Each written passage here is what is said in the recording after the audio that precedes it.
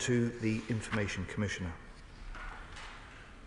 The Met deemed that no criminal investigation was necessary, and the Information Commissioner has continued to work with the Department throughout.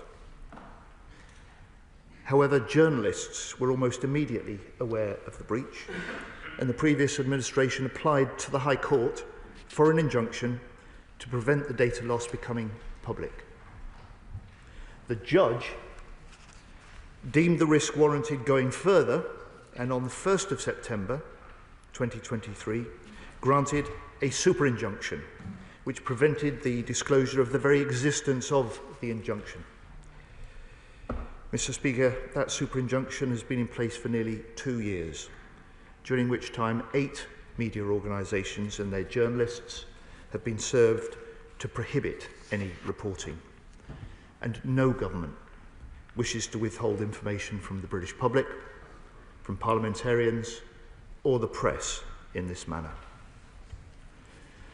In autumn 2023, previous ministers started work on establishing a new settlement scheme, specifically designed for people in this compromised data set who were not eligible for ARAP.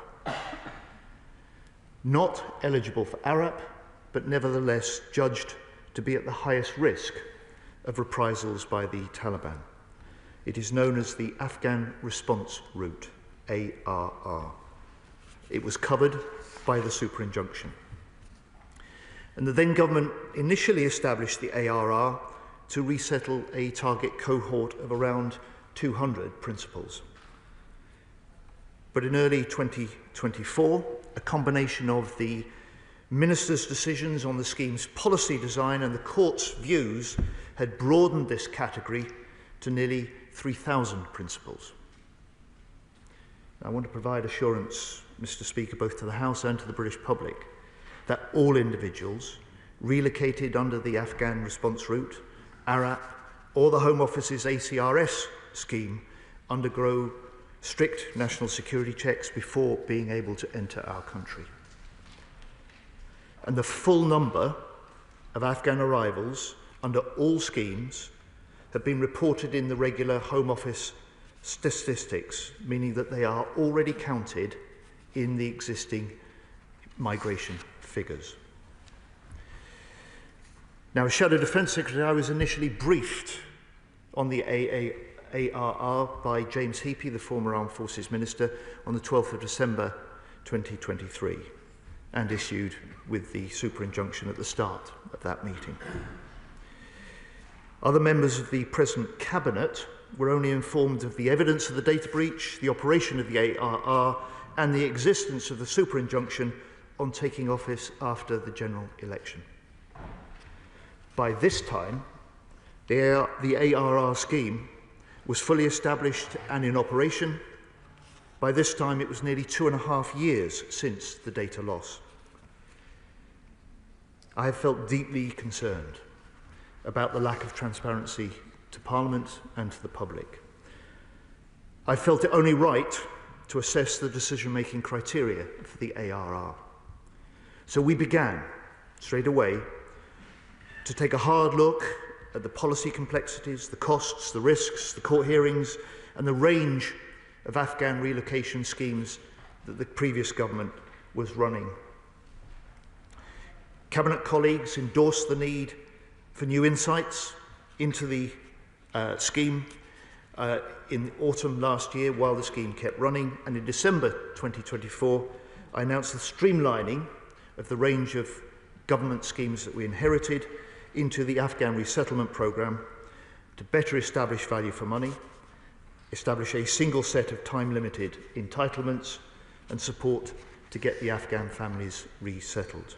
And I would like to thank, on behalf of the House, Mr. Speaker, our colleagues in local government, without whom this unified resettlement programme would simply not be possible.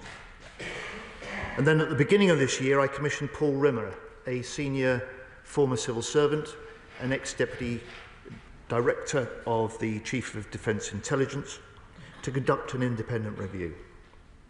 This review was concluded and reported to ministers last month. Today I'm releasing a public version of Rimmer's review, and I'm placing a copy of that in the Library of the House. I'm very grateful to him for his work.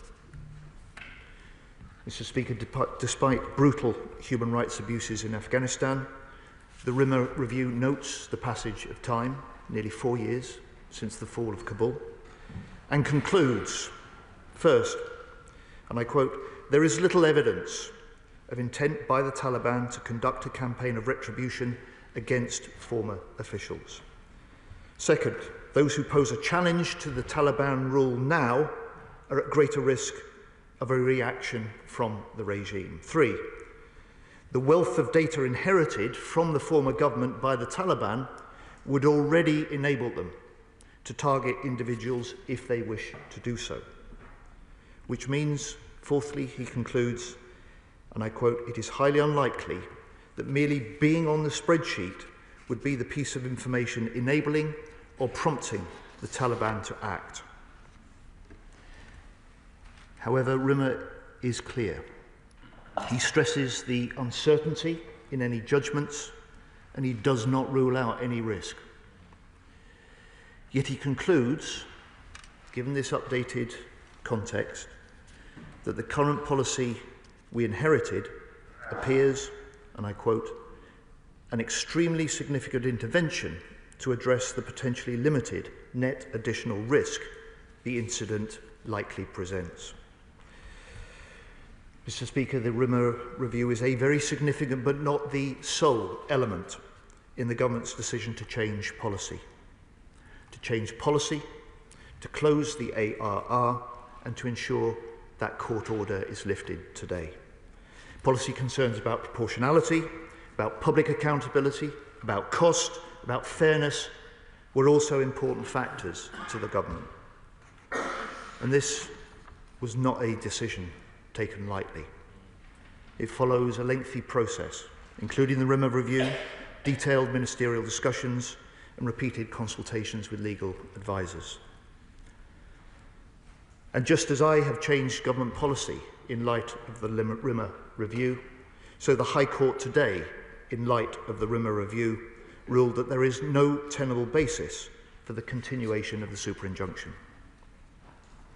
Mr. Speaker, to date, 900 ARR principals are in Britain or in transit, together with 3,600 family members, at a cost of around £400 million. From today, there will be no new ARR offers of relocation to Britain. From today, the route is now closed. However, we will honour the 600 invitations already made to any named persons still in Afghanistan and their immediate family. When this nation makes a promise, we should keep it. Today, Mr. Speaker, I'm also restoring full accountability for the government's Afghan relocation scheme to Parliament. And I would expect our select committees to hold us account now through the in-depth inquiries. Let me turn, if I may, now to the practical action that we've taken as a result of this policy change and in preparation for the lifting of the court super injunction. Mr. Speaker, my first concern has been to notify as many as possible affected by the data incident and provide them with further advice. The MOD has done this morning, although I have to say to the House it has not been possible to contact every individual on the dataset due to its incomplete and out-of-date information.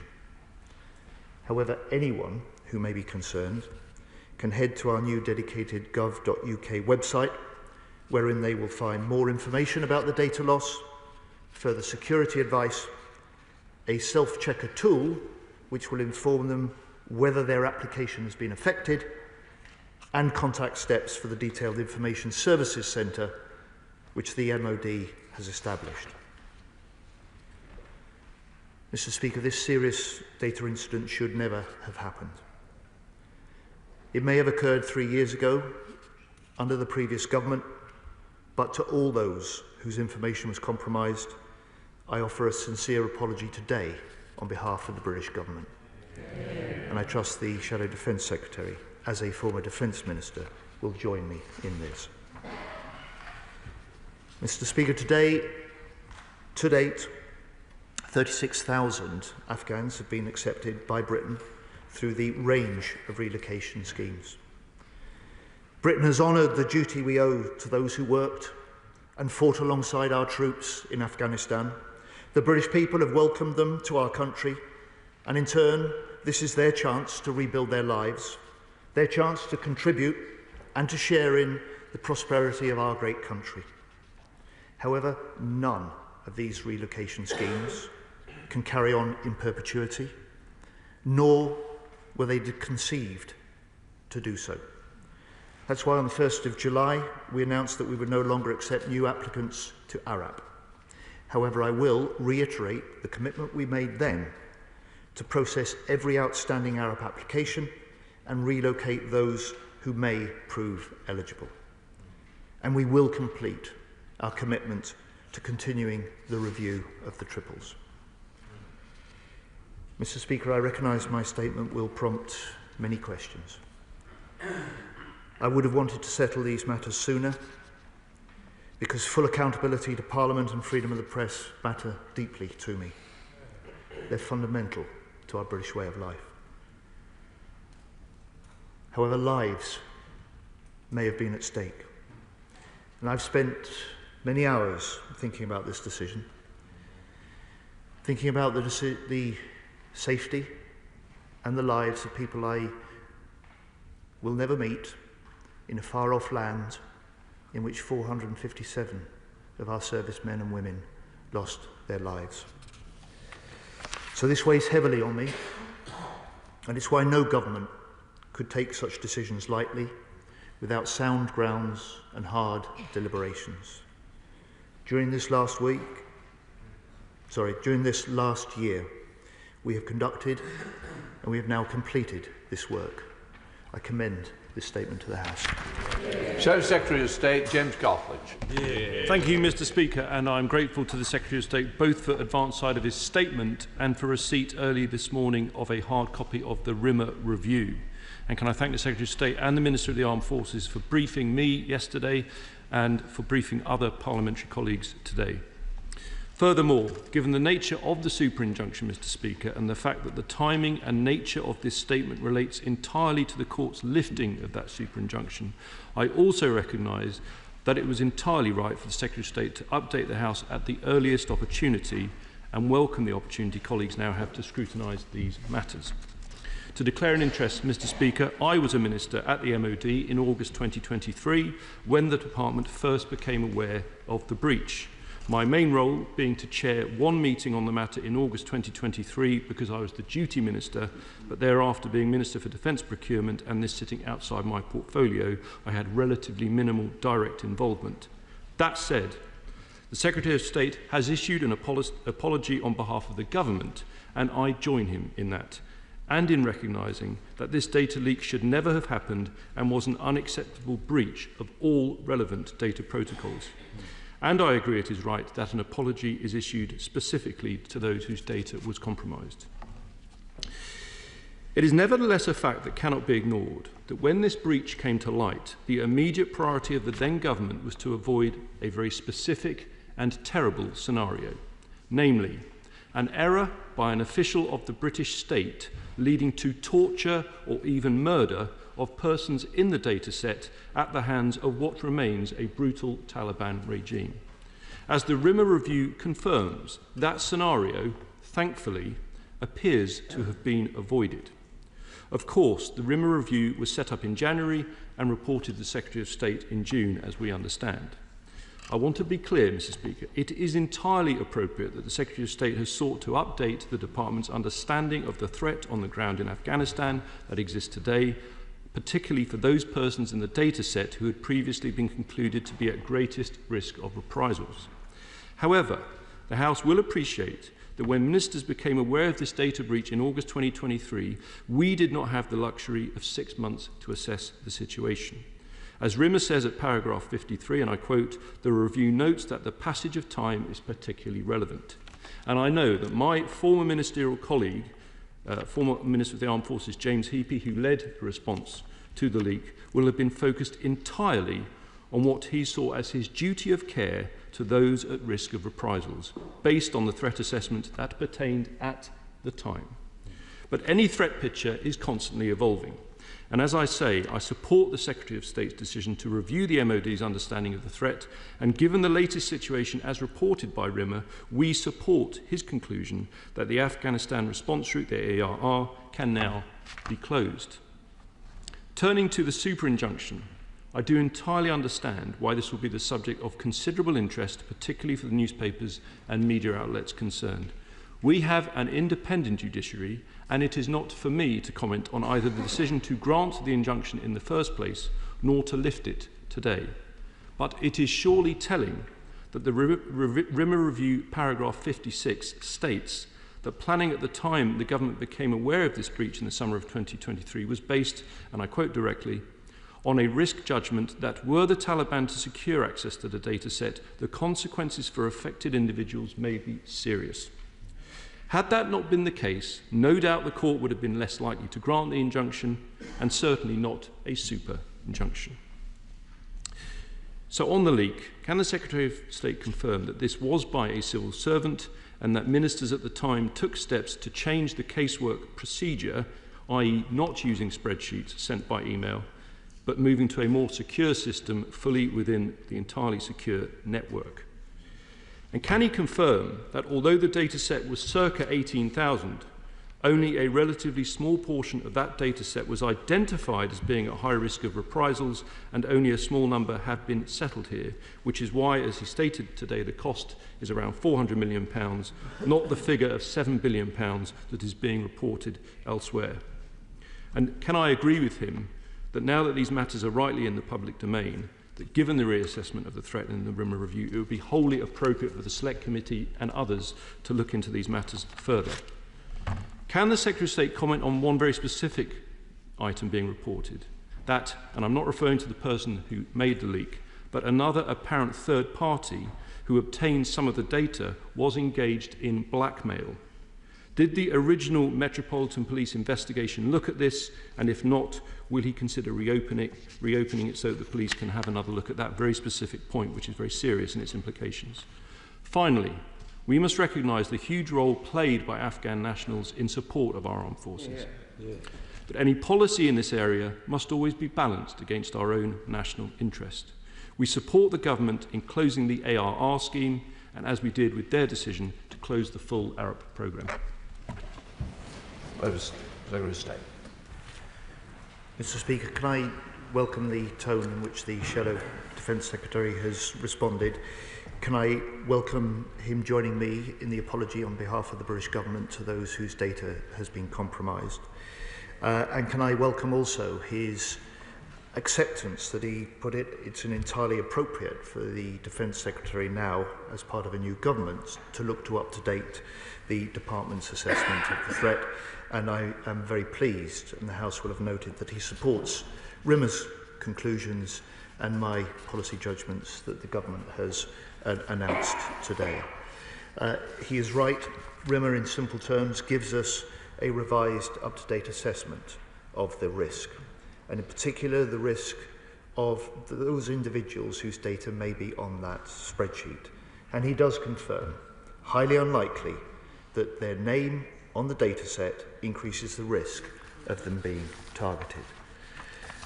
Mr. Speaker, he asked me 3 or 4 specific questions. He asked about the official. It was a defence official. I can't account for the improvements in data handling that the previous ministers might have taken. What I can say, when I did his job in that period of opposition, was that this data leak was just one of many from the Afghan schemes at the time. And what I can say is that since the election in this last year, we as a government have appointed a new Chief Information Officer. We have installed new software to securely share data, and we have also completed a comprehensive review of the legacy Afghan data on the casework system. On the question of the £7 billion, Mr. Speaker, which I think he may have picked up from court papers, this was a previous estimate. It is not related simply to the Afghan recovery route. It is an estimate of the total cost of all government Afghan schemes for the entire period in which they may operate.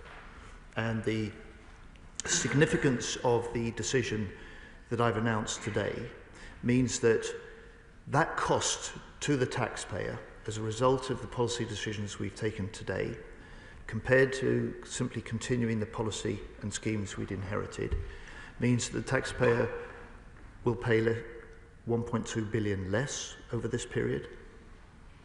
It means that around 9,500 fewer Afghans will come to this country, and above all, it means that we have restored proper accountability in this House and proper freedom of the media. Chair of the Select Committee, Tamerjee Singh. Thank you very much, Mr. Speaker. I thank the Secretary of State for advance sight of his statement, welcome it, and indeed his intent to now inject parliamentary transparency and scrutiny. However, this whole data breach situation is a mess and is wholly unacceptable. As I mentioned to the Minister for the Armed Forces during our recent secret briefing, that I am certainly minded to recommend to my Defence Committee colleagues that we thoroughly investigate to ascertain what has actually transpired here, given the serious ramifications on so many levels. However, as things stand, notwithstanding the contents of the RIMA review, how confident is my right honourable friend, the Defence Secretary, that the Afghans affected, many of whom bravely supported our service personnel, will not be at risk of recriminations and reprisals? Well, Mr. Speaker, I can only recommend that he reads in full the public version of the RIMA report that I've published today. The conclusions and the updated risk assessment that RIMA sets out, taking an up-to-date view, recognising that the situation in Afghanistan is now nearly 4 years on from the point at which the Taliban took control, recognising also that the present regime sees those who may threaten the regime itself now as a greater threat to their operation than any perhaps former government official or serving official. So I'd recommend that he reads that, and I expect, as the Defence Select Committee Chair, he will want to take full advantage of this restored parliamentary accountability. I've always believed that our Select Committee system in this House is perfectly capable and actually better suited to many of the in-depth inquiries that often get punted into public inquiries or punted into calls for public inquiries. And I hope my honourable friend would have noted the fact that the Shadow Defence Secretary also endorsed that view. Why the Liberal Democrats spokesperson. Thank you, Mr. Speaker. And I also thank the Minister of the Armed Forces for his briefing on this issue this morning.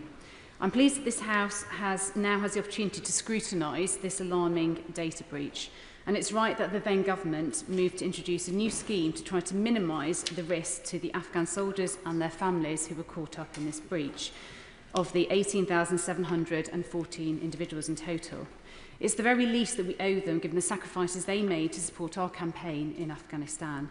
And I welcome the apologies from both sides of the House as a result of this data breach. But it does raise serious questions about how this was allowed to happen under the Conservatives' watch and the heightened level of risk it has created for those Afghans involved. So can the Minister confirm what steps have been taken to address the root cause of this breach and to ensure that it cannot happen again?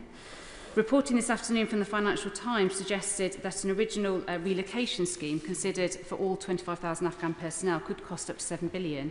So will the Secretary of State confirm what assessment his department has made of that figure and why this was kept hidden from the public? The immediate priority must be to ensure the safety of all those individuals caught up in this breach. So what assurances can the Secretary of State provide that lifting of this super injunction now doesn't heighten any dangers for those individuals concerned? And what steps is he taking to ensure that the individuals whose data was leaked are aware of the incident? What additional support is now being provided to them directly now that the case is in the public domain?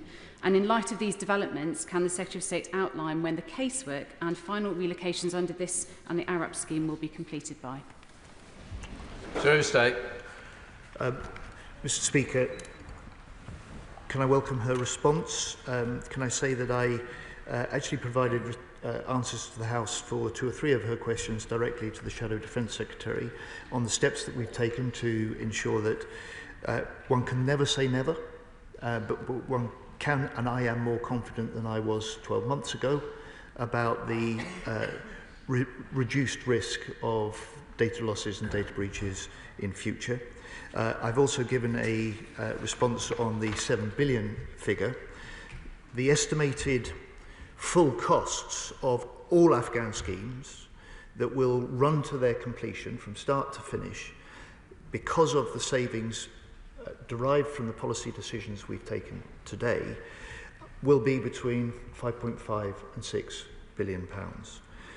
The cost of the ARR scheme to date, the cost and the sums committed to bring the 900 principals and their immediate families that are in Britain or in transit is around 400 million, and I expect a similar sum to be the cost of those still to come. Mr. Speaker, finally on RIMA, I think I said in my statement to the House that RIMA recognises the uncertainties, recognises the brutal nature of the Afghan Taliban regime, recognises that there can never be any risk, there can never be no risk in any judgments and decisions like this. It's one of the reasons that this is a decision that the government and I have taken with hard deliberation and serious intent. And, Mr. Speaker, I hope that the House will back it this afternoon. Dame Emily Thornbury. Thank you very much, Mr. Speaker. May I begin by saying I'm grateful to the ministerial team for the early briefing that I got on this matter, which gave me an opportunity to read a report that came out from the FAC under the chairmanship of the Right Honourable Member for Tunbridge and Malling. It was begun in September 21 and the report came out in 22. It's called Missing in Action, UK Leadership and the Withdrawal from Afghanistan. It was excoriating. The manner of the withdrawal of international forces from Afghanistan was a disaster, a betrayal of our allies, and weakens the trust that helps to keep British people safe.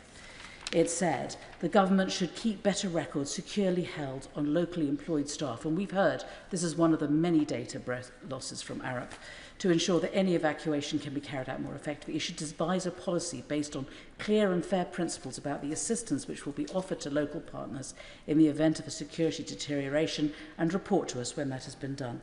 I hope that such a policy has been developed, that more lessons have been learned, and that the ministers will report to my committee about where we are now. Secretary of State. Mr. Speaker, I'm sure that ministers will report to her committee if she invites us to do so, and she's right to make that big argument that anyone providing data to the British government has a right to expect that personal data to be stored securely, handled safely, and not to be subject to the sort of loss or breach that too often we saw with the early days of the Afghan relocation schemes. Father of the House, Sir Edward Lee. I commend the Secretary of State for his honesty and agree with everything he says in his statement. What an appalling mess, but part of the original sin of us intervening militarily and then scuttling out. Can I take it on a wider point that we've learnt our lesson now and we've got over the sort of liberal imperial itch of the Cameron and Blair areas to intervene militarily in ungovernable countries such as Iraq, Afghanistan, Syria and Libya? Let's now just move on, but I support what he said. Secretary of State. I'm grateful to the honourable gentleman for his remarks. I'm certainly grateful to his for his support for my statement this afternoon. Although he hasn't said it, he's a big champion of press freedom, and I expect that he also recognises that an important part of our decision has been this period in which we've seen no public knowledge, no media reporting, no parliamentary accountability, and we set that right today. Louise Jones. Thank you, Mr. Speaker. As a former veteran of the war in Afghanistan, I was appalled to watch the chaotic mismanagement following the fall of Kabul that left Afghans that had served alongside us, alongside our troops, and those who'd worked so hard for a better Afghan, dangerously exposed. This was a situation that I had feared would happen, and I could see coming even when I served in Afghanistan in 2017. The fact is, the previous government had plenty of warning that this situation could happen and failed to plan properly for it. This data breach joins the litany of other data breaches, delays and failures of our allies, and will the Minister therefore agree with me that we must give our fullest support to those Afghans so they can rebuild a new life here in the UK? Secretary of State. I do indeed, Mr. Speaker, and I know from Afghan families that were relocated in the early days into our area, my own constituency in South Yorkshire. It was the voices of members of both sides of the House here speaking up in exactly the same terms that she has there, recognising the debt this country owes to many of those who worked alongside or served with our forces, that made the very difficult job that our forces undertook in Afghanistan possible in the first place, and provided a warm welcome and continue to do so to those Afghans we're offering a new home and the chance to rebuild their lives and contribute to our country. Lincoln John. Thank you, Mr. Speaker. Can I welcome the Secretary of State's statement and the tone of voice that he delivered it in? I commanded the Scots Guards in 2010 in Afghanistan at the high water mark of violence. I was very well served by Naz and Mukhtar, and I will always be grateful to both the Ministry of Defence for getting them to Britain and to the communities in the country who have welcomed them to their new lives here. I do just want to focus in on a particular phrase that the Secretary of State used. The Shadow Defence Secretary asked whether it was a civil servant who carried out the leak. The Secretary of State said it was a defence official, and the Times is reporting that it was a soldier. I do think it is worth clarifying exactly whether it was a civil servant, a SPAD or a soldier, because conflating the term defence official to cover members of the armed forces is something which might come back to bite the Secretary of State if he continues to do it. Secretary of State. Mr. Speaker, this was a data breach that took place 3.5 years ago under the decision and leadership of the previous government and previous defence ministers.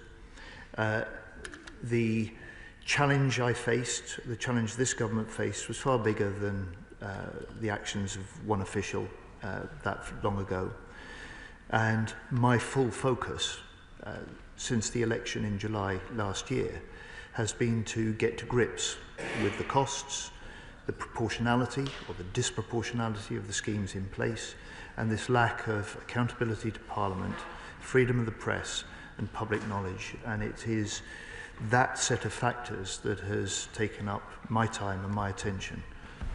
Thank you, Mr. Speaker. I noted that the Shadow Secretary of State made great play about the changes and the extra safeguards the previous governments have put in place, the ministers have put in place following this breach. But I also noted that Mr. Speaker, that the Secretary of State said that he'd had to make more changes and introduce new software. That suggests to me that it wasn't the changes that had been put in place by the previous government were not good enough. And can I ask him clearly, in terms of 18 months after the incident, who had knowledge of this in those 18 months that this data breach had taken place before it reached ministers? And how was there no checks on anyone who had access to that sort of data using it properly within the department? Secretary of State. Mr. Speaker, my honourable friends poses questions to me in the House this afternoon that I simply can't answer. They date from a period that was well before I took office, and as he above all will appreciate, as a new minister, you have no access to the policy advice, the legal assessments, any of the papers, or even the threat assessments that the previous government and ministers may have commissioned.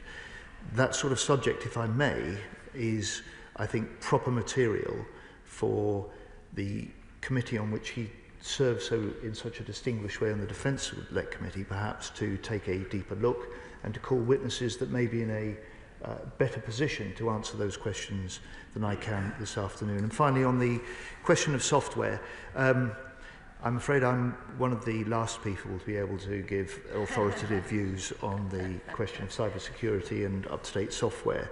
But I think it must be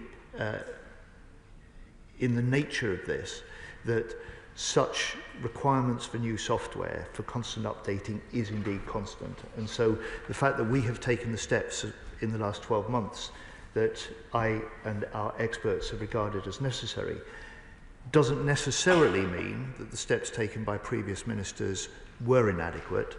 But what I can say, of course, is that in the Shadow Defence Secretary's position, during that period of opposition, we were aware we exposed some of the building backlogs in casework, the regular data breaches, and the broken promises, sad to say, particularly in the early years, that too often characterised these Afghan relocation schemes.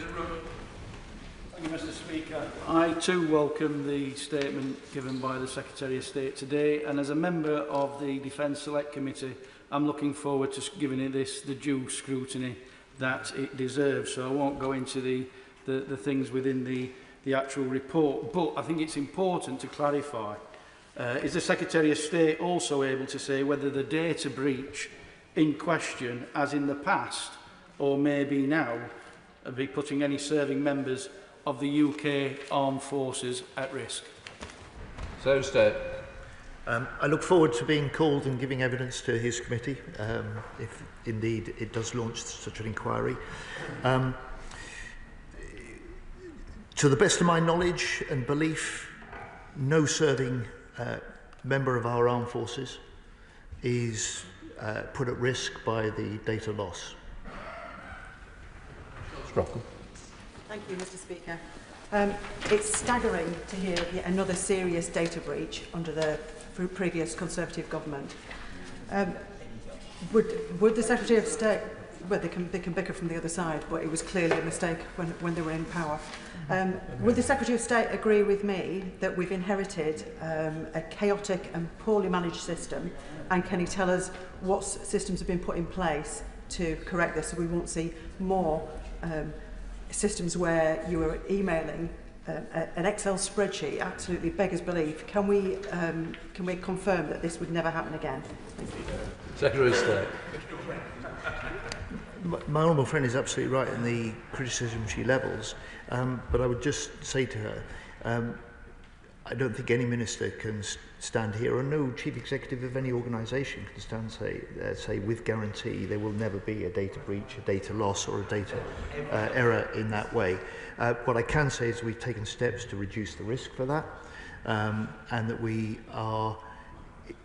no longer do any caseworking on spreadsheets, which was in the early days of this scheme, the technology that was available, and part of the problem, I think, for this inadvertent mistake made by the defence official. Sir Julian. What worries me more than the lifting of this super injunction is the fact that we've closed down all the Afghan schemes at the very time that undocumented Afghans who felt it necessary to flee to Iran and to Pakistan are being rounded up for forcible repatriation to an Afghanistan led by the Taliban. I understand that the investigation over our obligation to the triples, the special forces that our forces trained, will be continuing, and I welcome that. Can the Secretary of State confirm that despite the closure of the schemes, anybody who is found to have worked very closely with our armed forces, who is in imminent danger, can still be rescued and admitted to this country? Secretary of State. Mr. Speaker, it is more than 4 years since the previous government, the previous Defence Secretary Ben Wallace, launched on behalf of this country the Afghan relocations and assistance policy with absolute full support across this House. There has been ample time for anyone who could conceivably believe they might qualify to make their application.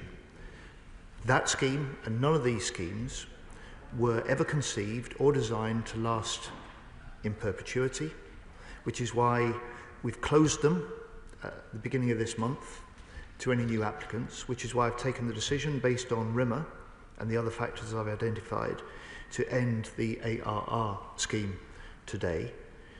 But on the ARAP applicants, the sort of Afghans that the Right Honourable Gentleman is concerned about, where there are applications in our system remaining to be processed, we will complete that job. And on the triples, we will complete the second phase of the review that we've given a commitment to them and to this House to undertake. Thank you, Mr. Speaker. Mr. Speaker, I welcome the Secretary of State's support for parliamentary transparency and for the work of the committee corridor in this House. And I have no doubt that my excellent colleagues who chair the various committees responsible will do a thorough job of examining this, and hope that he will facilitate the sharing of any information that may need to be handled in a sensitive manner. When the Labour was last in government, there were a number of breaches of this nature. His predecessor of his asked to be notified of every one, and most of those were human error. So it's great that we're updating the IT systems and dealing with that security. But can he just touch on what elements are going to be put in place to guard against that human error which inevitably creeps in? Secretary of State. Mr. Speaker, for functions and roles like this, having sound, secure caseworker software, having good training and proper protocols, all of which are now in place, greatly minimises the risk that anything like this data breach that we now find out took place in February 2022 is likely to happen again. And most importantly, I think it also helps to provide the sort of reassurance that anyone should have, that if they are providing data to the British government, to the British state, that should be held and handled securely. Mark Pritchard. Thank you, Mr. Speaker. I feel the Defence Secretary, forgive me, I do detect some wriggling. And the fact is, he justifies this super injunction, not telling Parliament, not telling the press, not telling the public, and unbelievably not telling those Afghans who were potentially in harm's way. And isn't it the case that his argument is actually very thin?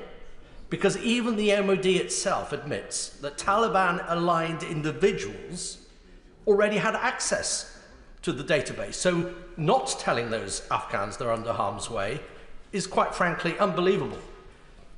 And the precedent of a super junction is very concerning for this place. How do we know there's not another super junction about another leak? But of course he couldn't tell us, could he?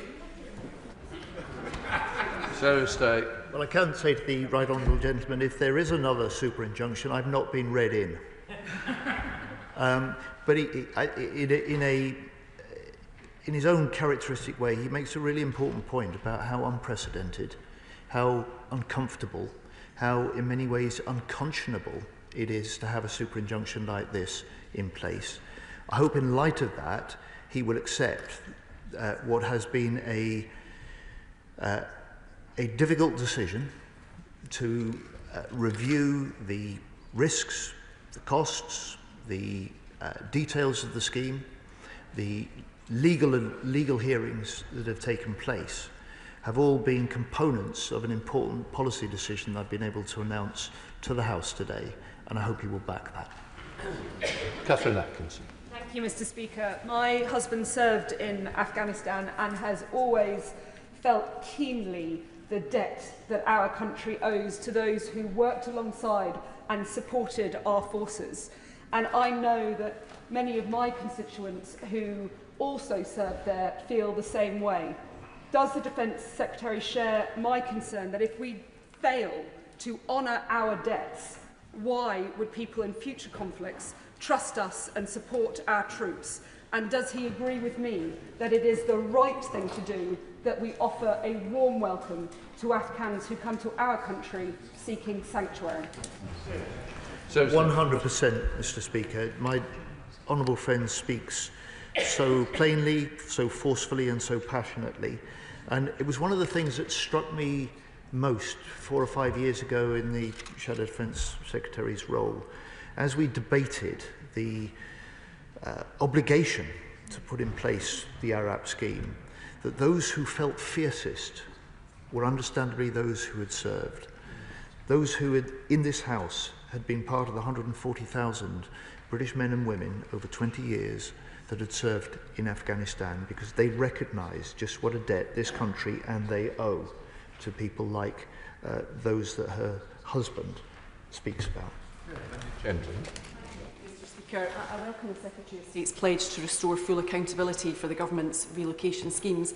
But I am saddened that this is the first opportunity that we've had to talk about the closure of the ACRS and ARAP schemes on the floor of this House, given that those were announced by written statement at very short notice only 2 weeks ago.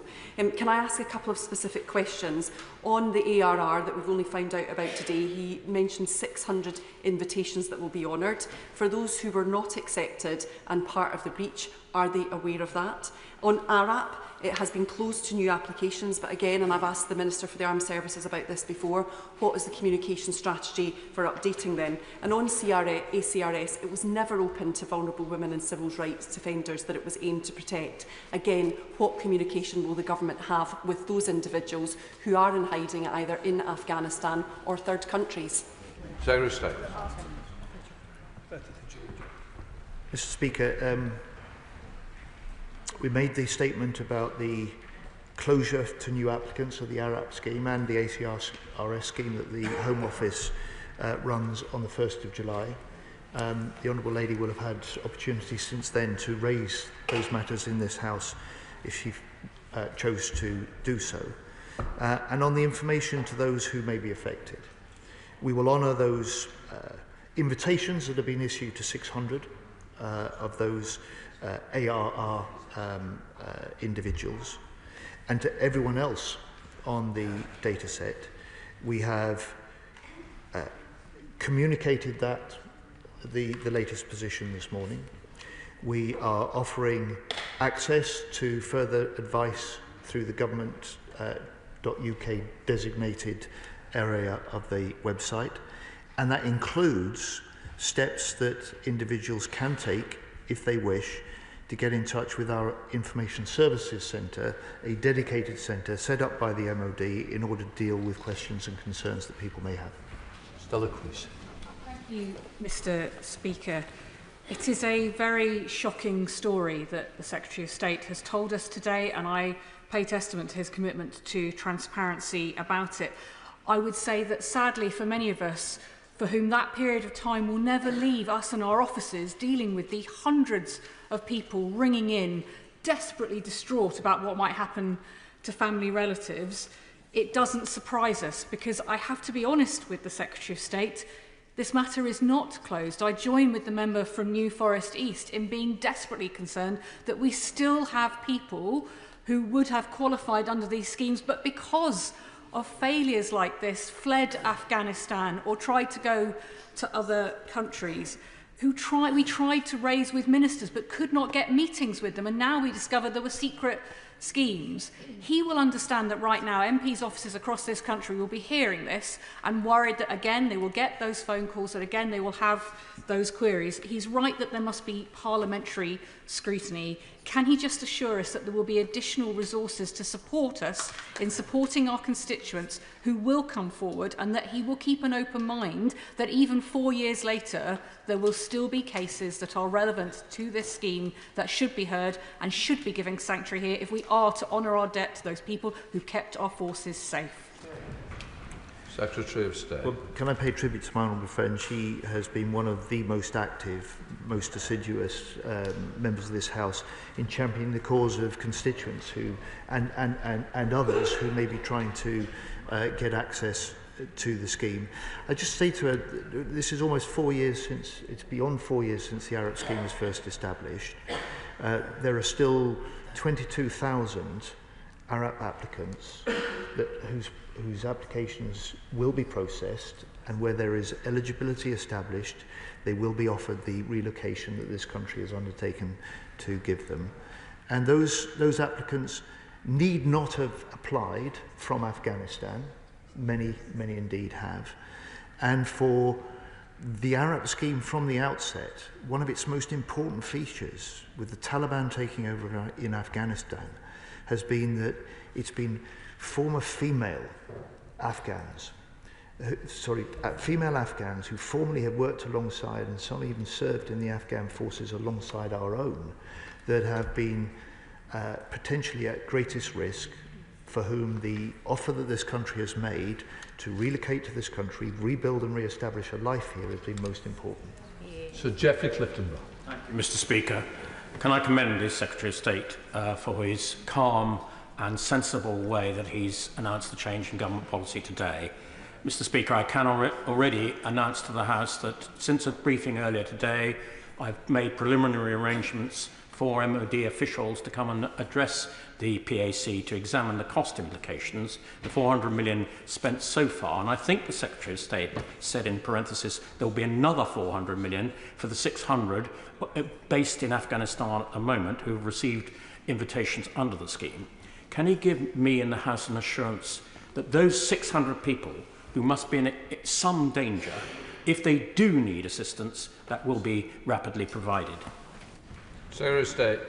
Mr. Speaker, the right honourable gentleman is very fast off the mark, and I'm glad that he's already issued his invitation to his committee. So he's asking for figures as chair of the PAC. So the cost of what has been spent and committed in order to bring and get into transit the 900 principals eligible under ARR plus their immediate family members to Britain is around £400 million. For the remaining members of the ARR and the immediate families who've been issued invitations, we expect something similar again. But because of the policy decisions, and he may want to probe this in his committee, that we've been able to announce, and the changes we've been able to announce to the policy and the programmes we inherited, it means that the taxpayer should be paying over the next few years 1.2 billion less, and that around 9,500 fewer Afghans will come to this country. Thank you, Mr. Speaker. I welcome the government decision to support the lifting of the super injunction today and bring this awful matter properly into the public domain. Does the Secretary of State agree with me that it's right and proper that this issue now is fully scrutinised by Parliament? Secretary of State. Mr. Speaker, I do indeed, and one of the important features for me in being able to make this statement, to set out the details before the House this afternoon, has been that we are now restoring the proper parliamentary accountability of government ministers and decisions we take and schemes that we run and spending that we commit on behalf of the taxpayer to this House. And I look forward to this House in this chamber, but I hope also in the appropriate select committee or committees will undertake that proper constitutional role in a way they've not been able to do so without being constrained over the last 2 years. Deb Dugan.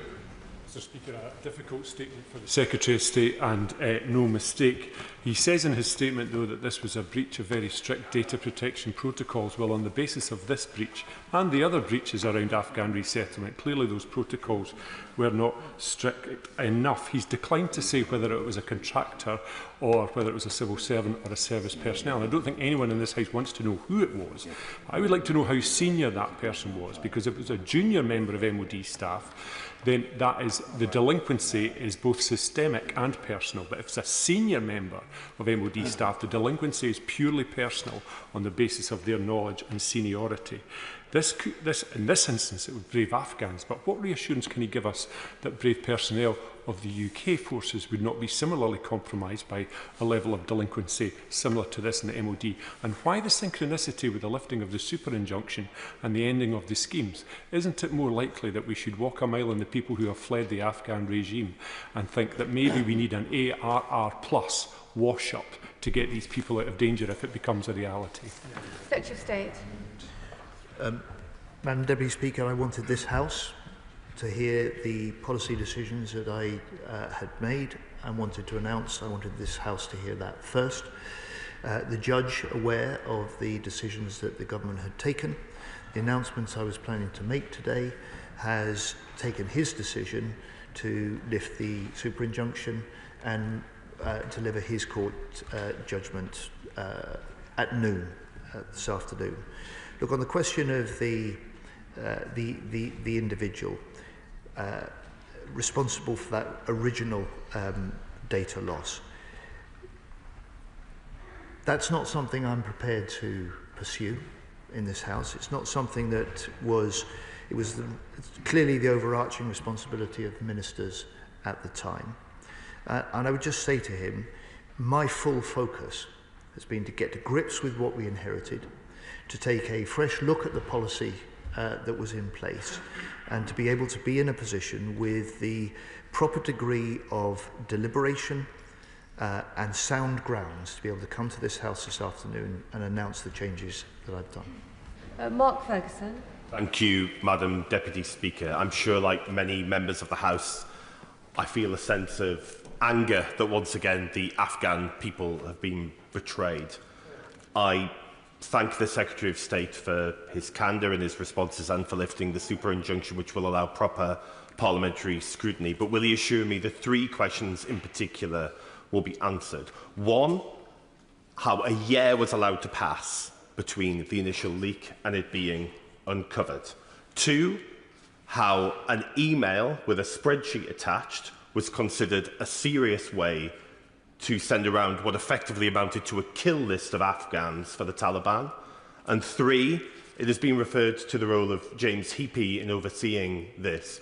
What role, if any, was held by the 2 Secretaries of State for Defence at the time, one who served until August 2023 and one who served from August 2023, to my mind, either side of the information coming to light?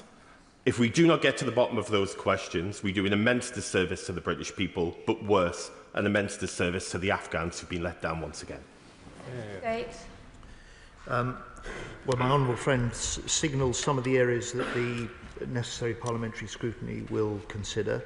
I have to say to him it was 18 months, not 1 year, between the original data loss and it first being discovered and brought to Minister's attention in August 2023. It was a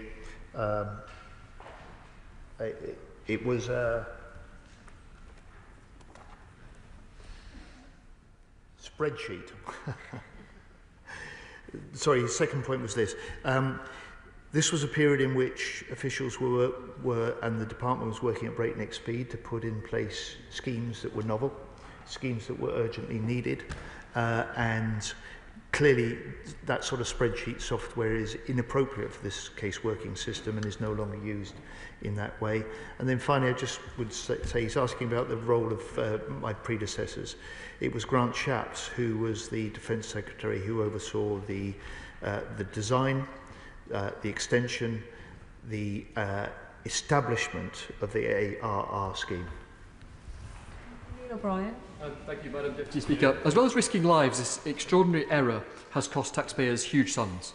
The Secretary of State says it will now cost 1.2 billion less, but what will be the total cost of all these schemes after that?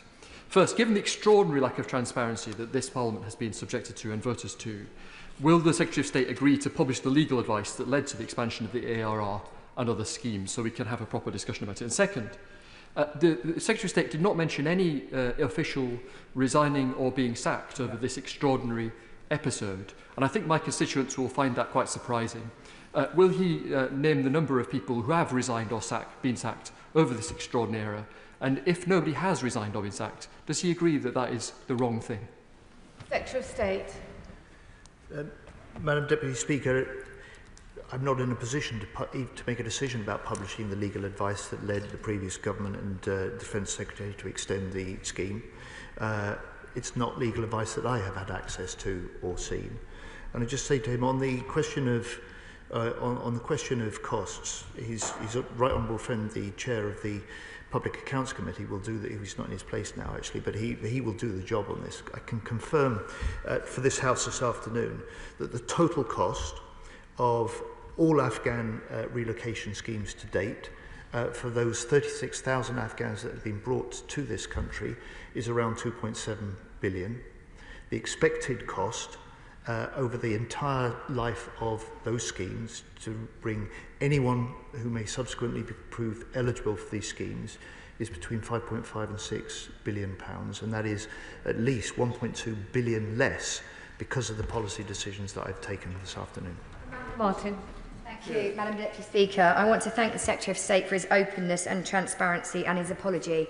And whilst I'm on my feet, Madam Deputy Speaker, I'd like to thank Portsmouth City Council for their involvement in Afghan resettlement schemes, many of those who served along my constituency members in Portsmouth North. Madam Deputy Speaker, I welcome the decision today and the time this government has rightly taken to consider all of the options and examine the complexities through the RIMA review, the cost to taxpayers and the safety of those affected, alongside the need for transparency, openness in this House, to the press and also to the public. So, Madam Deputy Speaker, does the Secretary of State agree with me that we must, as a government, reaffirm our commitment to public transparency? Secretary of State. Madam Deputy Speaker, I do agree with my honourable friend. This House is doing so this afternoon in response to the statement that I've set out to the House. And can I say to her local council in Portsmouth, the role they are playing and councils across the country are playing in making sure that there is a warm welcome and a unified Afghan resettlement programme in place for those Afghans and their families that we are welcoming into this country is remarkable. We thank them for that, and we as a central government and this House couldn't see these schemes operate effectively without our local councils. Duncan Smith. Madam Speaker, I commend the Secretary of State's statement today. I'm not going to dwell on the past because that will be something I'm sure the Defence Committee will have a look at and other committees. I want to bring him into where the future goes on this. Now, in closing all these schemes, there are still people out there who may not recognise the statement in this report that says no longer a widespread campaign of targeting individuals. I have one in my mind. The Minister of State knows exactly who I'm referring to, one Sami Atai, who is has fled and is in hiding in Pakistan. His brother has been arrested in their pursuit of him. He didn't get directly employed by the British government because he couldn't have done for security reasons, but testaments from people like General Ollie Brown and others all say that he saved lives for British servicemen and women. We owe people like that, surely, a debt of honour and gratitude for their work. So I simply put it to him, could he now look at what might replace the schemes that he's got rid of, which were inflexible, very narrow, and often left out those who really did this government a service. And I'd be grateful if he'd come up with some flexible idea in due course that allows some of these people, possibly, to seek succour here in the United Kingdom. State. I hesitate to be too blunt with the right honourable gentleman because I have a great deal of respect for him. But with any applicant, if they're not eligible for the criteria of the scheme that this House has approved and the government has in place and operates, that can really only lead to one decision. And I don't want to raise false hopes as he encourages me to look in a creative way at other options. My honourable friend, the Armed Forces Minister, is very familiar with this case. We will look at it again, but I don't want to raise false hopes for him or the man that he describes so vividly and with such concern to the House this afternoon. Thank you, Madam Deputy Speaker. I'm proud that Bracknell Forest is involved in the Afghan resettlement programme and is offering transitional support to the brave Afghans who risk their lives to support our troops. But any scheme like this depends on public trust. So it's concerning to hear that under the Conservative government, instead we had secrecy, security breaches and a super injunction. Will the Secretary of State take this opportunity to reconfirm two commitments? Firstly, that this government will continue to honour the moral obligation we owe to those Afghans who fought alongside our troops. And secondly, that we will do so in a way which reaffirms this government's commitment to public transparency. Secretary of State. I will indeed, Madam Deputy Speaker, both the continuing commitment to honour the obligations and the duty that we owe to those who served or worked alongside our forces through the ARAP scheme. We will complete the processing of any applications that are outstanding, and for any who prove eligible, they will get the full relocation and resettlement support. And I'm glad this afternoon, Madam Deputy Speaker, to be able to restore a degree of that parliamentary scrutiny and transparency that our system in Britain depends on. Thank you, Madam Deputy Speaker. I'd like to thank the Secretary of State for his statement. In that, he said, when this nation makes a promise, we should keep it. And I agree. In the chaos of withdrawal, my constituent, who left under ARAP, was made a promise by British officials that his pregnant wife could follow him. 2 years later, we have still not kept that promise. My constituent's wife and child continue to move around in Afghanistan to evade the Taliban, and my constituent is so desperate that he is talking about returning to Afghanistan despite the risk to him to be reunited with them.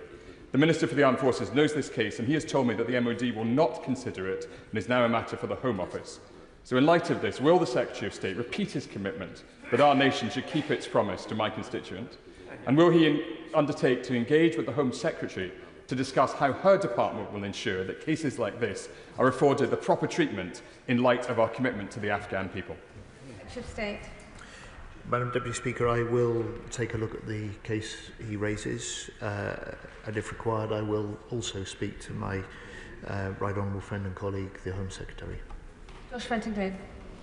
Deputy Speaker, can I start by paying tribute to all of the diplomats and armed forces involved in what is clearly an extraordinary operation. It's a stark reminder that our asylum system, despite demagoguery sometimes in this place, often represents a sacred duty to those who put their lives at risk for us and our allies. Can the Minister confirm to me that while the ARR is now closed, we will continue to process cases of those in the ARAP scheme since the 1st of July, including one that I've raised with officials? Secretary of State. Yes, my honourable friend speaks very powerfully. Where there are outstanding ARAP applications, they will be processed. Where there are outstanding triples cases that fall into the second phase of the review, that review will be completed. And where there is eligibility for ARAP entitlement established, that will be honoured. Deputy. Thank you, Madam Speaker. I thank the Defence Secretary for his statement today, but I think it does ask a lot more questions than it answers. So could the Secretary of State outline exactly how this data set came to be accidentally emailed, and can he confirm that it was indeed an accident? What was the security classification of that data set? And who was the data set emailed to, given that it is now feared to be in the hands of the Taliban? And I appreciate he might not be able to answer some of those questions, but given this happened now 3 years ago, what level of investigation has actually taken place, and can that be published? Secretary of State. I think I reported to the House earlier on, Madam Deputy Speaker, that the incident under the previous ministers was reported to the Metropolitan Police. It was also reported to the Information Commissioner. The Met Police deemed no criminal investigation or further action to be required.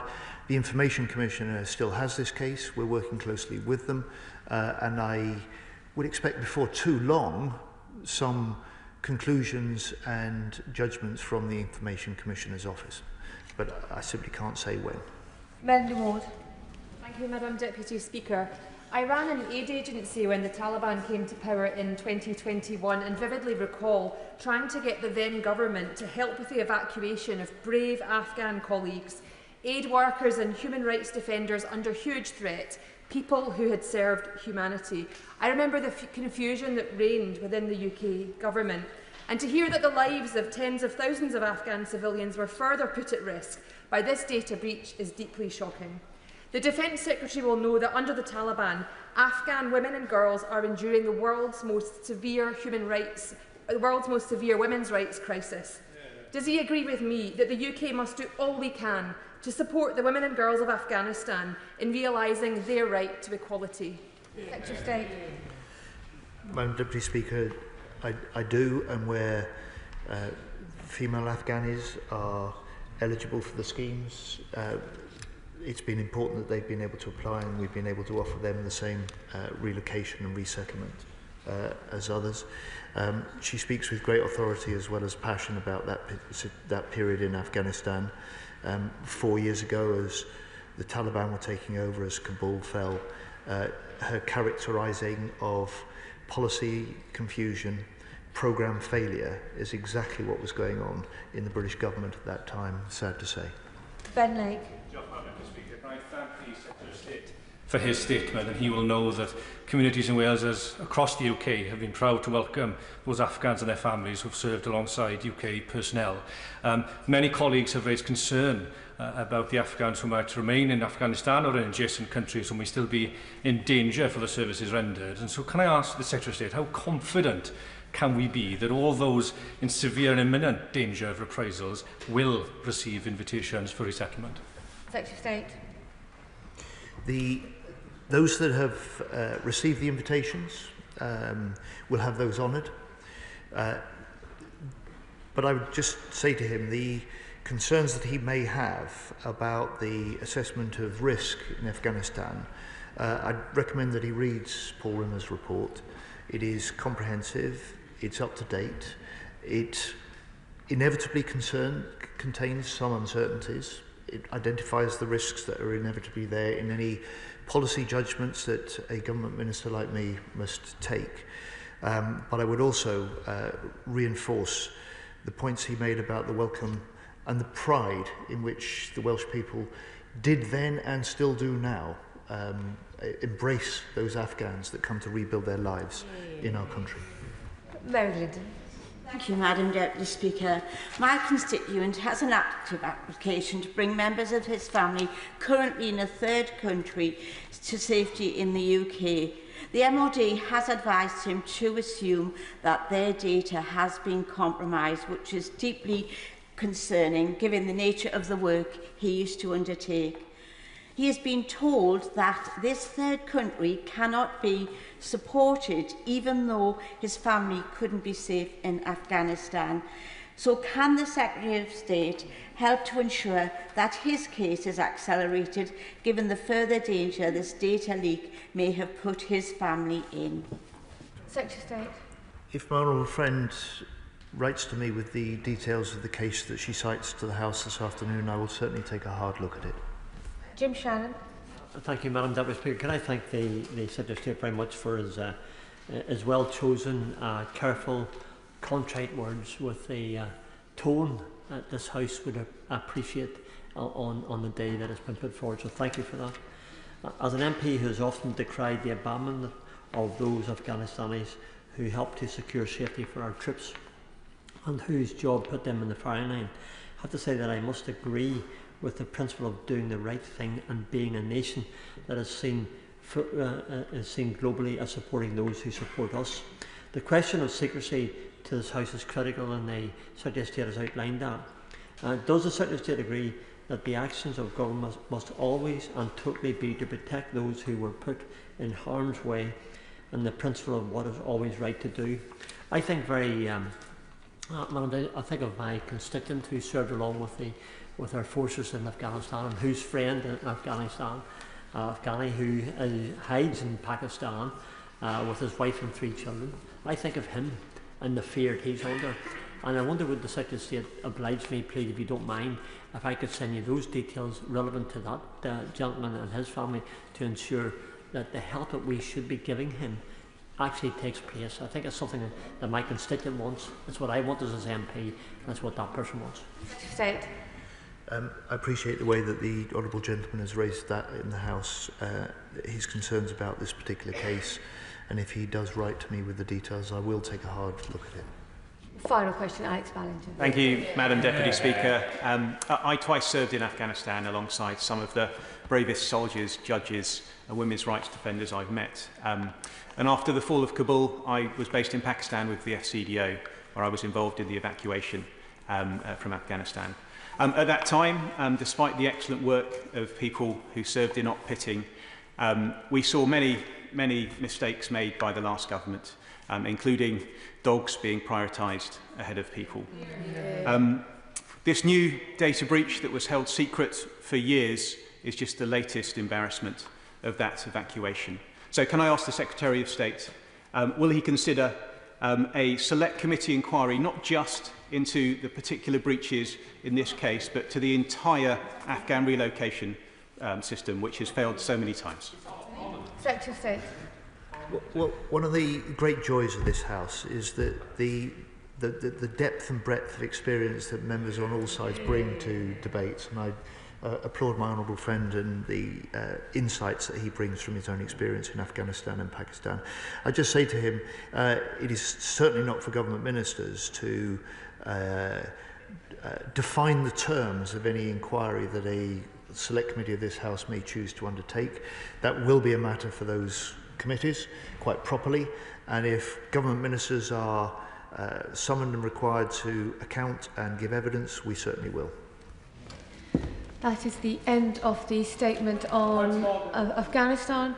2 points of order. I'll go to Sarah Owen first. Point of order. Thank you, Madam Deputy Speaker. Over the weekend, a member of staff in the Commons, Mobeen Hussain MBE, was publicly defamed by several Conservative MPs, including members of the front bench online. Following threats of legal action, the defamatory posts were deleted by some, but the damage was already done. It not only does reputational damage, but given the current discourse, brings serious harm and potentially risk of life. What advice does the Speaker's office have to members of this House and the other place who abuse the power dynamic of their elected office to openly defame a young staffer who also works in this House, while quietly deleting their tweets without an apology? Does this fall short of the standards expected for those who serve in this House, and would it be proper for them to apologise? I am grateful to the honourable member for giving notice of her point of order. The Chair is not responsible for members' comments on social media, but I'm sure the Table Office will be able to advise on how to pursue the matter further. Point of order, Paul Foster. Thank you, Madam Deputy Speaker. Yesterday in Westminster Hall, the Northern Ireland Veterans Petition debate took place. Being mindful this is an exceptionally sensitive and emotive issue, Westminster Hall was at full capacity and we had many veterans in attendance and many more watching online. Does the Speaker feel it is appropriate conduct for the Shadow Secretary of State for Defence, the member for South Suffolk, to shout across the floor that I, as a military veteran, discussing emotive and exceptionally challenging veteran issues should, and I quote, show some courage, clearly audible for all to hear? Madam Deputy Speaker, given the nature and importance of this issue we were attempting to debate, given it was shouted from a sedentary position, given the honourable member is a Shadow Secretary of State for Defence, and given I and many colleagues found this to be wholly inappropriate and insulting to infer I lack courage, do you feel this is acceptable parliamentary language? Thank you. I am grateful to the honourable member for giving notice of his point of order, and I believe for confirming that he also notified the honourable member for South Suffolk. The remarks he refers to were not recorded in Hansard, but I will remind all honourable members that good temper and moderation are the characteristics of parliamentary language, and that heckling from a sedentary position from either side of the House does nothing to enhance the quality of debate. Okay, we now go on to... Do the front bench wish to shuffle out before we go on to the next bit of business? Thank you.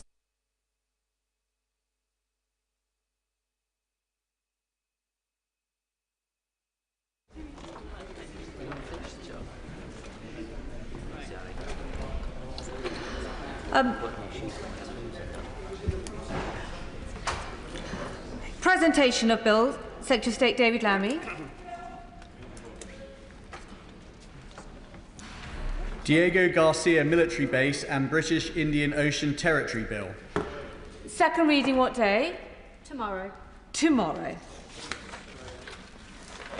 I now go on to the 10-minute rule motion, human fertilisation and embryology. I come to Dame Caroline Dinage. Thank you very much, Madam Deputy Speaker. I beg to move that leave be given to bring in a bill to make provision about the regulation of online providers of fertility and certain ancillary services by the Human Fertilisation and Embryology Authority and for connected purposes. Madam Deputy Speaker, having a child is variously viewed as one of the most life-changing, exhausting, expensive, thankless, frustrating